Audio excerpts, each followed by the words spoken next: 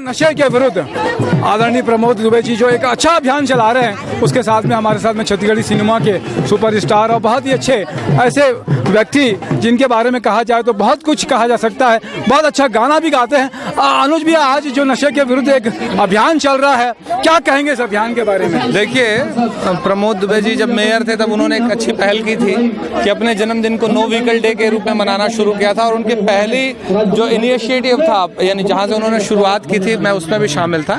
रायपुर शहर के लिए एक ऐसा वातावरण बनाना, नो व्हीकल डे की आप एक दिन अपनी गाड़ी का इस्तेमाल ना करें, वो एक मैसेज देना चाहते थे और उसको मैंने समर्थन किया था। आज 6 साल पूरे हो गए हैं, तो कोई भी मुहिम अगर एक मुकाम पे पहुंचती तो सब अच्छी बात होती है। और आज फिर प्रमोद जी का जन्मदिन था तो इसको हम सेलिब्रेट करने आए थे, और एक अच्छी पहल है और रायपुर शहर वासियों को इसका साथ देना चाहिए। क्या कहेंगे, युवाओं को भी बहुत ज्यादा नशे पे आज लगती है कि युवा पीढ़ी जा रही है? हाँ, ये मुहिम कहीं ना कहीं साथ में युद्ध नशे के विरुद्ध कहा गया इसको, क्योंकि अभी जो देखने को मिल रहा है अभी समाज में कि लोग नशे के आदी हो रहे हैं, उसके खिलाफ, ड्रग्स के आदी हो रहे हैं, उसके खिलाफ एक मुहिम चलनी चाहिए और नशे से लोगों को दूर रहना चाहिए। मैं हमेशा कहता हूँ, जैसे मैं किसी प्रकार का कोई नशा नहीं करता हूँ, और नशा अगर करना है जीवन में तो सफलता के लिए करें, संगीत का नशा करें, कुछ ऐसा नशा करें जो क्रिएटिव हो। गाने का भी नशा होता है। अनुज भाई गाना बहुत अच्छा गाते हो, बहुत सारे कम लोगों को मालूम है, 2 लाइन गुनगुनाएंगे।